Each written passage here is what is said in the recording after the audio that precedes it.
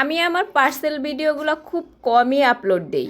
আমার customer review বা parcel packing করা এই ধরনের ভিডিওগুলো খুবই কম আমার পেজে। কিন্তু আমি প্রোডাক্টের ছবি দিই বা প্রোডাক্ট কীভাবে বানাইতেছি এর কিছু কিছু অংশ আমি ভিডিও আকারে দিই। কিন্তু আমি কেন পার্সেলের ছবি বা ভিডিও দেই না বা প্যাকিং করার যে ভিডিও, আমার কাস্টমারের রিভিউ এগুলা কেন দেই না? কারণ হইতেছে একটা জিনিস মানেন আর না মানেন, মানুষের বদনজর এটা সবসময় থাকে।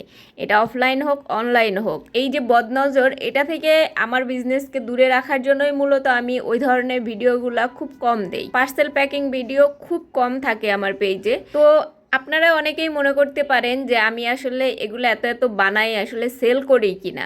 আমার এত এত প্রোডাক্ট আছে যেগুলা আলহামদুলিল্লাহ অনেক সেল হয়, কিন্তু আমি ওইভাবে ওইগুলার ভিডিও করি না বা আপনাদের করলেও আপনাদের সাথে শেয়ার করি না। সেটা হইতেছে একমাত্র কারণ বদনজর। আমি চাই না আমার বিজনেসে কোনো বদনজর না লাগুক। আর আপনারাও আমার বিজনেসের জন্য দোয়া করবেন।